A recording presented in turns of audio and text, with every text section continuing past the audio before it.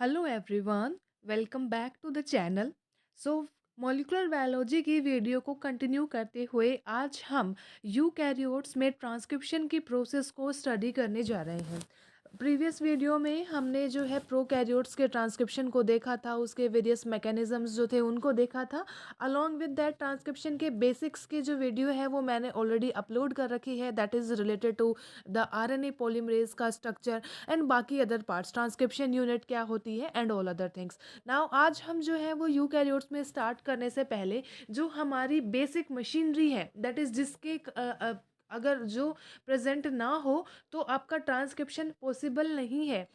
mRNA जो है वो नहीं बन सकता। ओके, तो वो जो है मेन एजेंसी जो है जो कि इस चीज़ के लिए रिस्पॉन्सिबल होती है वो होती है आपकी आरएनए पॉलीमरेज। अब यूकैरियोट्स के जब आरएनए पॉलीमरेज की हम बात करते हैं तो उसमें जनरली 5 टाइप के आरएनए पॉलीमरेज जो है वो प्रेजेंट होते हैं। अगर हम बात करें फर्स्ट टाइप की, that is RNA polymerase 1। So RNA polymerase 1 जो है जनरली क्या सिंथेसाइज करता है, आर आर एन ए में भी इसके जो है वो टाइप्स हैं, जैसे सब types, that is 18S RRNA, 28S RRNA, 5.8S RRNA and so on. और इसकी जो लोकेशन है वो क्या होती है, ये न्यूक्लियोलस में प्रेजेंट होता है। Okay, then RNA polymerase second की अगर हम बात करें तो ये mRNA की सिंथेसिस करता है, miRNA की सिंथेसिस करता है, माइक्रो आरएनए जो है snRNA, और जो कि न्यूक्लियस में प्रेजेंट होता है। इसकी लोकेशन जो होती है वो न्यूक्लियस में होती है।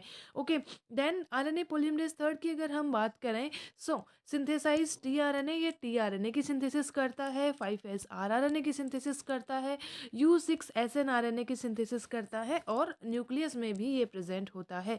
माइक्रो आरएनए जो है इससे रिलेटेड जो है लेटेस्ट अपडेट जो है वो ये है कि रिसेंटली जो नोबेल प्राइज़ जो मेडिसिन में मिला है वो इससे रिलेटेड जो वो है उसी में मिला है। देन अगर हम बात करते हैं राइबोसोम की, जस्ट सिंपली कि राइबोसोम जो है वो कहाँ बनते हैं, they are synthesized in the nucleolus. अब यूकैरियोट्स की बात चल रही है तो दो सब यूनिट्स होनी चाहिए, 60S and 40S, that is the large सब यूनिट एंड द स्मॉल सब यूनिट। ओके, जैसा कि अब देखिए स्मॉल सब यूनिट जो होती है उसमें 18S RRNA होता है, 5.8S RRA होता है, और 5S RRNA जो है वो इसमें प्रेजेंट होता है। और अगर लार्ज की बात करें तो उसमें 28S RRNA होता है। ये 28S RRNA क्या होता है जनरली, इसका यूटिलाइजेशन जो है वो ट्रांसलेशन प्रोसेस के टाइम पे ज़्यादा अच्छे से आपको देखने को मिलेगा। ट्रांसलेशन की वीडियो मैंने ऑलरेडी अपलोड कर रखी है। तो 28S RRNA जो होता है उसके पास पेप्टाइडिल ट्रांसफरेज एक्टिविटी जो है जनरली होती है। वो एक्टिविटी क्या होती है आप फर्दर जो है वो वीडियो में देख सकते हैं। अब mRNA की अगर हम बात करें, माइक्रो आरएनए जिसे कहा जाता है, तो ये पोस्ट ट्रांसक्रिप्शनल प्रोसेसिंग या फिर उसके रेगुलेशन में हेल्प करता है। पोस्ट ट्रांसक्रिप्शनल प्रोसेसिंग क्या होती है इसका ओवरव्यू हम इसी वीडियो में लेने वाले हैं, इसको डिस्कस करने वाले हैं। जनरली आपने अगर नाम सुने हैं स्प्लाइसिंग, टेलिंग एंड कैपिंग, तो जनरली वो पोस्ट ट्रांसक्रिप्शनल इवेंट्स ही होते हैं। एसएनआरएनए जो है वो आपका स्प्लाइसिंग, अगेन जो कि एक पोस्ट ट्रांसक्रिप्शनल इवेंट है, उसमें हेल्प करता है, जिसे कि स्मॉल न्यूक्लियर आरएनए कहा जाता है। और इसके भी वेरियस सब टाइप्स आपको देखने को मिलते हैं, that is U1, U2, U4, U5, जो कि हम स्प्लाइसिंग वाले टॉपिक में अगेन डिस्कस करने वाले हैं। आरएनए पोल फोर्थ और फिफ्थ जो है जनरली वो क्या होते हैं, प्लांट्स में पाए जाते हैं।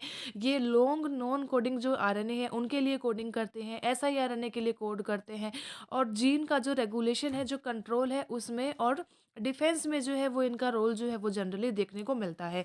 काफ़ी बार जो है कंपटीशन एग्जाम्स में क्वेश्चन आ जाता है, दैट इज़ ड्रग जो क्या होती है, जो इनहिबिट करती है आरएनए पॉलीमरेज सेकंड को, या कौन सा आरएनए पॉलीमरेज ऐसा है जो कि ज़्यादा इनहिबिट होता है और कौन सा कम होता है, तो उनका जो है कंपेरेटिव रेशियो है। जैसे कि अल्फा एमिनिटिन जो ड्रग है वो अमेंशिया फेलोडिया से डिराइव हुई है। देन ये आरएनए पॉलीमरेज सेकंड को सबसे ज़्यादा इनहिबिट करती है। आरएनए पॉलीमरेज सेकंड जो आपका है वो क्या करता है, वो एमआरएनए की सिंथेसिस के लिए रिस्पॉन्सिबल है, और सबसे कम जो इनहिबिट करता है वो आरएनए पॉलीमरेज 1 को करता है। सो इनका अगर ऑर्डर हम देखें तो सबसे ज़्यादा RNA polymerase second, then third, and at last RNA polymerase 1। तो आरएनए पॉलीमरेज 1 जो है वो लीस्ट अफेक्टेड है इस पर्टिकुलर ड्रग से। अब हम स्टार्ट कर लेते हैं हमारा next part, that is promoters. जैसा कि हमने जो प्रोकैरियोट्स का ट्रांसक्रिप्शन था उसमें भी हमने देखा था। तो जनरली क्या होता है कि प्रोकैरियोट्स में आपने कोई भी नाम नहीं सुना जिसे कहा जाता है ट्रांसक्रिप्शन फैक्टर्स। ट्रांसक्रिप्शन फैक्टर्स क्या होते हैं? ऐसे एजेंट्स जो कि आरएनए पॉलीमरेज की मदद करते हैं in identifying the promoter region. क्योंकि आरएनए पॉलीमरेज जो कि प्रोकैरियोट्स का है वो इतना सेल्फ कैपेबल है कि वो खुद से ही प्रोमोटर रीजन को आइडेंटिफाई करने का काम कर सकता है। उसका जो सिग्मा फैक्टर उसके पास होता है। लेकिन जनरली जो यूकैरियोट्स के जो प्रोमोटर जो आरएनए पॉलीमरेज है उसके पास इतनी एबिलिटी नहीं होती कि वो खुद से प्रोमोटर को पहचान पाए। इसलिए इसकी मदद जो है जनरली कौन करते हैं? सर्टेन जो है आपके ट्रांसक्रिप्शन फैक्टर्स होते हैं। अब ये प्रोमोटर हम किसके लिए देखने वाले हैं? हम आरएनए पोल सेकंड के लिए देखने वाले हैं। ओके, यहाँ पर एक पार्ट आपको देखने को मिलेगा जिसे कहा जाता है बी रिस्पॉन्स एलिमेंट। देन आपका -25 sequence, -10 sequence, then initiator sequences present होंगे जहाँ से आपका ट्रांसक्रिप्शन जो है वो स्टार्ट होगा। ये आपका जो है वो उसे डाउनस्ट्रीम कंट्रोल एलिमेंट्स कहा जाता है, डाउनस्ट्रीम प्रोमोटर एलिमेंट इन्हें कहा जाता है। तो ये जनरली जो है वो आपका क्या होता है? स्ट्रक्चरल पार्ट जो है वो होता है। सो अब मेन चीज़ ये है, वीक प्रोमोटर किसे कहा जाएगा? वीक प्रोमोटर उसे कहा जाएगा जब उसमें ये सारी चीज़ें ना हो। दैट इज़ जो है जितने भी हमने डिस्कस करी हैं वो अगर नहीं है सो उसे जो है हम क्या कहेंगे? उसे हम वीक प्रोमोटर कहेंगे। और उसी के केस में फिर क्या होता है, हमें ट्रांसक्रिप्शन फैक्टर्स की मदद जो है वो जनरली लेनी पड़ती है। इनिशिएशन की अगर हम बात करें, सो इनिशिएशन में क्या होता है? फर्स्ट स्टेप जो आपका होता है that is the identification of promoter region with the help of transcription factors, जैसा कि मैंने बात करी। और आरएनए पॉलीमरेज का जो है रिक्रूटमेंट देन लेटर ऑन होता है। पहले first transcriptional factor, second that will come into picture. मतलब ट्रांसक्रिप्शन फैक्टर सेकंड होते हैं क्योंकि यहाँ क्या हो रहा है, यहाँ कौन सा आरएनए पॉलीमरेज है? यहाँ आरएनए पॉलीमरेज सेकंड की रिक्रूटमेंट होने वाली है। तो फैक्टर्स कौन से चाहिए होंगे? सेकंड वाले ही चाहिए होंगे। तो वो क्या होंगे? वो पिक्चर में आएंगे। उन्हें जनरलाइज ट्रांसक्रिप्शन फैक्टर्स भी कहा जाता है। वेरियस टाइप के फैक्टर्स होते हैं जिनका हम रिक्रूटमेंट जो है डायग्रामेटिकली देखने वाले हैं। So suppose this is your particular structure. यहाँ पर आपका -25 एलिमेंट, -10 जो आपका प्रोमोटर रीजन है वो प्रेजेंट है। अब एक एक करके क्या होता है, आपके ट्रांसक्रिप्शन फैक्टर्स आते हैं और वो आने के बाद जो है वो क्या होता है, फाइनल में आपका जो है आरएनए पॉलीमरेज सेकंड आता है। तो देखिए, फर्स्ट स्टेप अगर हम बात करें, सबसे पहला जो आता है वो आता है आपका transcription factor D. Transcription factor D generally क्या होता है, वो आपके टाटा बॉक्स वाले रीजन को आइडेंटिफाई करता है और यहाँ आकर बैठ जाता है कि मैंने जो है वो पहचान कर ली है प्रमोटर रीजन की। देन अब क्या हुआ, एक फैक्टर होता है जिसे कहा जाता है transcription factor second A, that green green वाला जो है आपका। इसका क्या काम होता है? ये स्टेबलाइज करता है ट्रांसक्रिप्शन फैक्टर डी को कि भाई तुझे यही रहना है, प्रोमोटर पर बैठे रहना है, अभी तुझे यहाँ से हिलना नहीं है, तुझे जाना नहीं है, बिकॉज अभी आरएनए पॉलीमरेज को आना है। तो हमें क्या है, शांति बनाए रखनी है। देन अगर हम बात करें ट्रांसक्रिप्शन फैक्टर बी की, तो ये जो है आपका जो बी रिस्पॉन्स एलिमेंट होता है उस पर आकर बाइंड होने का काम जो है ट्रांसक्रिप्शन फैक्टर बी करता है। देन अगेन नेक्स्ट आपका काम क्या है? नेक्स्ट आपका काम होता है ट्रांसक्रिप्शन फैक्टर ई का। ट्रांसक्रिप्शन फैक्टर ई जो है जनरली यहाँ प्रेजेंट है। ये क्या काम करता है? ये काम करता है किसको बुलाने का? ये काम करता है रिक्रूट्स ट्रांसक्रिप्शन फैक्टर एच। ये ट्रांसक्रिप्शन फैक्टर एच को बुलाता है कि भाई एच जो है तुम आ जाओ प्लीज़, कि तुम्हारे बिना हमारा काम जो है वो नहीं होगा। ट्रांसक्रिप्शन फैक्टर एच को जनरली क्या क्यों बुलाया जाता है? बिकॉज इसके पास में हेलिकेज और काइनेज एक्टिविटी होती है। हेलिकेज एक्टिविटी आपको पता है क्या होती है जनरली, और काइनेज एक्टिविटी भी ऑलरेडी डिस्कस की है कि जो क्या करे, जब फॉस्फेट ग्रुप जो है वो ऐड कर दे तो वो इसके पास होती है। इसलिए ट्रांसक्रिप्शन फैक्टर ई जो है वो एच को बुलाता है। So we have already studied the transcription factor D, then A, then हमने बी की बात कर ली, देन हमने ई की बात कर ली, और देन हमने जो है वो अब एच की हम बात कर लेते हैं कि एच जो है वो अब ई के बुलाने पे आ जाता है कि ठीक है मैं आ रहा हूँ। And then at last final stage जो आपका जो एलिमेंट होता है that is transcription factor F. ये ट्रांसक्रिप्शन फैक्टर एफ जो है यहाँ आके बैठ जाता है और ये क्या करता है, ये रिक्रूट करता है आरएनए पॉलीमरेज थर्ड को, कि ये सिग्नल देता है आरएनए पॉलीमरेज थर्ड को कि भाई अब सारे फैक्टर आ चुके हैं, सारा काम हो चुका है, अब आप आ जाइए, अब जो है आपको एमआरएनए बनाने की प्रोसेस जो है वो स्टार्ट करनी है। देन तो ये जो कॉम्प्लेक्स जनरली बनता है, दैट इज़ अब ये क्या है, ये सीटीडी टेल है। आरएनए पॉलीमरेज़ का जो स्ट्रक्चर है, आरएनए पॉलीमरेज़ ऑलरेडी आकर बैठ चुका है। ये इसके टेल होती है, जिसे सी टर्मिनल डोमेन कहा जाता है, और इसकी साइज़ जो होती है वो आरएनए पॉलीमरेज़ से भी 7 गुना जो है वो बड़ी होती है। और ये जो स्ट्रक्चर यहाँ बनता है, इसे pre initiation closed transcription complex कहा जाता है। अभी ओपन नहीं हुआ है, क्लोज्ड ट्रांसक्रिप्शन कॉम्प्लेक्स जो है वो जनरली इसे कहते हैं।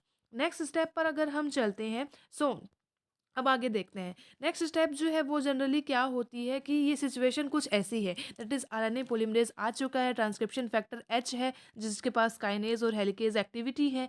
जो सीटी डोमेन जो मैंने बात करी, जो आपकी टेल है, उसमें जनरली क्या होता है, हेप्टापेप्टाइड रिपीट्स प्रेजेंट होते हैं। दैट इज़ जो है वो रिपीट्स कैसे, ह्यूमंस में 52 टाइम्स पाए जाएंगे, ईस्ट के अंदर 27 टाइम मिलेंगे। Organism to organism generally vary करते हैं। कैसा सीक्वेंस मिलेगा, ऐसा YSPT SPS। तो ये हेप्टा जो है दैट इज 7 टाइम्स जो है ये सीक्वेंस आपको मिलेगा। और इसके अपोजिट में आपको क्या मिलेगा, इसका अपोजिट सीक्वेंस मिलेगा जनरली। तो अब क्या होता है, जनरली जो स्टेप्स हैं वो कैसे रहने वाले हैं, हम देखें कि हमें क्या करना है, हमें इनिशिएशन को स्टार्ट करना है। ट्रांसक्रिप्शन फैक्टर एच को यहाँ पर क्लियरली इसलिए दिखाया गया है क्योंकि इसके पास प्रेजेंट है काइनेज एक्टिविटी। काइनेज एक्टिविटी जैसे कि मैंने बताया कि ये फोस्फेट ग्रुप ऐड करने का काम करता है। तो जनरली क्या होता है, इनिशिएशन को स्टार्ट करने के लिए सबसे पहले जो प्रॉपर्टी चाहिए वो ये है कि जो है ट्रांसक्रिप्शन फैक्टर एच है, वो क्या करता है, सेकंड एच जो है वो जो आपका 5th नंबर का सीरीन है, दैट इज सीरीन के ऊपर, ये अमीनो एसिड सीक्वेंसेस हैं जनरली, सो सीरीन के ऊपर ये फोस्फेट ग्रुप का एडिशन करता है। एंड एज अ रिजल्ट तभी क्या होगा, इनिशिएशन जो है वो स्टार्ट होगा। पहले तक क्लोज कम्प्लेक्स चल रहा था, जब ये काइनेज एक्टिविटी अपनी स्टार्ट करेगा तभी क्या है, इनिशिएशन स्टार्ट होगा। और एज अ रिजल्ट क्या होगा, आपके सारे जनरलाइज ट्रांसक्रिप्शन फैक्टर्स जो हैं वो रिलीज हो जाएंगे, उनकी अब कोई ज़रूरत नहीं है, सिर्फ except the transcription factor second H, क्योंकि इसके पास हेलिकेज एक्टिविटी है, काइनेज एक्टिविटी है, जिसकी ज़रूरत अभी और पड़ने वाली है। सो ये जो है सिचुएशन जनरली रह जाती है। आप देख सकते हैं आपका जो 5th सीरीन है उसके ऊपर जो है वो फोस्फेट ग्रुप की एडिशन हो चुकी है, और अपोजिट केस में भी जो है वो एडिशन हो चुका है। अगर देखो क्या है, 5th पोजीशन अगर फॉस्फोराइलेट होती है तो इनिशिएशन स्टार्ट होता है, और अगर सेकेंड पोजीशन जो है फॉस्फोराइलेट होती है तो इलोंगेशन स्टार्ट होता है। दैट इज़ अभी इलोंगेशन की प्रोसेस बाकी है, उस पर दोबारा इसका काम देखना है हमें। तो क्या हुआ, जैसे कि हम बात करें, यहाँ आपका बी रिस्पॉन्स एलिमेंट था, यहाँ आपका ट्रांसक्रिप्शन फैक्टर डी था, ट्रांसक्रिप्शन फैक्टर ए था, एच आपका ऑलरेडी है यहाँ पे, ई जो है वो प्रेजेंट है, एफ यहाँ पर प्रेजेंट है। तो due to kinase activity P 5th serine पे जो है वो क्या हो जाएगा, आपका फोस्फेट ऐड लग जाएगा। ये क्या सिचुएशन थी, ये अपनी pre initiation close transcription complex वाली सिचुएशन थी, जहाँ अभी जो है वो काइनेज एक्टिविटी शो हुई नहीं है। अब क्या होगा, कन्फर्मेशनल चेंज आएंगे काइनेज एक्टिविटी के कारण, ट्रांसक्रिप्शन फैक्टर सेकेंड एच के कारण, ये सारे फैक्टर्स रिलीज हो जाएंगे, इनकी अब ज़रूरत नहीं है। बचा कौन, बचेगा सिर्फ आपका ट्रांसक्रिप्शन फैक्टर एच, जिसकी हेलिकेज एक्टिविटी ऑन हो जाती है, इसके ऊपर सेरीन के ऊपर फोस्फेट ऐड हो जाता है। और अब जो है वो क्या हो जाएगा, अब जो सिचुएशन बनी है उसे हम कहते हैं active initiation closed complex. Complex अभी भी क्लोज है लेकिन क्या हो गया, ये एक्टिव हो गया। देन नेक्स्ट स्टेप जो आती है, अब आती है आपकी ओपन की, क्योंकि अब जो है वो आपका रेप्लिकेशन बबल बन चुका है, mRNA की सिंथेसिस स्टार्ट हो गई है, और ये ओपन कम्प्लेक्स बन चुका है। तो द सीरीज ऑफ स्टेप्स अगर हम बात करें क्या क्या हुआ हमारा, ओवरऑल अगर हम बात करें, during the process of initiation, recruitment of generalize transcription factors, इनका AD और B का रिक्रूटमेंट हुआ। देन RNA पॉलीमरेज आया, ट्रांसक्रिप्शन सेकंड F लेके आया उसको। देन ट्रांसक्रिप्शन सेकंड H आया, किसके थ्रू आया, ट्रांसक्रिप्शन सेकंड E के कारण आया। और एज अ रिजल्ट क्या हुआ, एक्टिव इनिशिएशन कम्प्लेक्स बना, फॉस्फोराइलेशन हुआ, 5th सीरीन का ओपन टर्नरी कम्प्लेक्स बना, प्रोमोटर क्लियरेंस होगा। प्रोमोटर क्लियरेंस मतलब अब जो है वो RNA पॉलीमरेज की कमिटमेंट हो जाएगी कि मुझे, उसे सिग्नल मिल चुका है कि मुझे जो है अब क्या करना है, RNA को बनाना है, RNA की सिंथेसिस मुझे करनी है। So this is the part of the initiation. अब हम बात करते हैं इलोंगेशन की। इलोंगेशन में क्या है जनरली, जैसे कि हमने बात की थी कि ट्रांसक्रिप्शन से फैक्टर सेकंड H जो है उसके पास काइनेज एक्टिविटी है, तो वो सेकंड सीरीन है उसको फॉस्फोराइलेट करेगा। ओके, एंड आल्सो सिचुएशन जो है वो क्या हो चुकी है, फोस्फोराइलेशन हो चुका है। यहाँ पर क्या होता है, आरएनटीपीज़ का यूटिलाइजेशन किया जाता है। ओके, तो आरएनटीपीज़ जो हैं जनरली आते जाएँगे, किस फॉर्म में है, ये मोनोफॉस्फेट फॉर्म में है। ओके, और क्या होता है, पीपीआई जो है वो आपका रिलीज़ होता रहता है। ये जो है वो जनरली क्या है, आपकी जो है वो एमआरएनए की सिंथेसिस चल रही है। अब इस एमआरएनए में जनरली क्या होता है, 2 तरीके के रीजन्स आपको देखने को मिलेंगे। एक जो कोडिंग रीजन होता है और एक नॉन कोडिंग रीजन जनरली होता है। कोडिंग रीजन्स को एक्सोन के नाम से जाना जाता है और जो नॉन कोडिंग रीजन है उनको इंट्रोन के नाम से जाना जाता है। और ये 5 प्राइम जो कैप जो है वो इस पे लगती है। तो ये कैसे लगती है, कैसे है, वो सब हम देखेंगे। बेसिक स्टेप जो है वो हम देख लेते हैं। अब देखो, एलोंगेशन के दौरान ही क्या होता है कि मान लो अगर एरर हो गया आरएनए पॉलीमरेज से, तो उसमें 2 तरीके की एडिटिंग जो है वो देखने को मिलती है। एक होती है पायरोफॉस्फोराइलेटिंग एडिटिंग और दूसरी होती है हाइड्रोलाइटिक एडिटिंग। हाइड्रोलाइटिक एडिटिंग जो है ये दोनों सेम होती है, जस्ट लाइक इन प्रोकैरियोट्स। एक जो डिफरेंस होता है वो जनरली ये होता है कि प्रोकैरियोट्स में जो है हाइड्रोलाइटिक एडिटिंग जो है वो ग्रे बी नाम का एक फैक्टर होता है, उसके कारण देखने को मिलती है। यहाँ पर यूकैरियोट्स में ट्रांसक्रिप्शन फैक्टर एस जो है उसके कारण आपको ये एडिटिंग जो है वो जनरली देखने को मिलेगी। और स्प्लाइसिंग एक कंसेप्ट है जो कि आप आगे देखेंगे। वो जनरली क्या होता है कि भी एक्सोन्स को जोड़ा जाता है, इंट्रोन्स को बाहर निकाला जाता है और उसी प्रोसेस को जो है वो क्या कहा जाता है, स्प्लाइसिंग भी कहा जाता है। सो प्रोकैरियोट्स में अब देखिए, प्रोकैरियोट्स जो है वो कौन से हैं, generally bacteria and all this things. So उनमें क्या होता है, ट्रांसक्रिप्शन और ट्रांसलेशन जो होते हैं वो साइमल्टेनियस प्रोसेस होती है, क्योंकि उनके अंदर एक वेल डिफाइंड न्यूक्लियस नहीं होता। Okay, well defined nuclear membrane नहीं होती। तो यहाँ डीएनए हुआ, डीएनए की कॉपी बनी, एमआरएनए बना और साथ में ही प्रोटीन बनने का काम जो है वो स्टार्ट हो जाता है।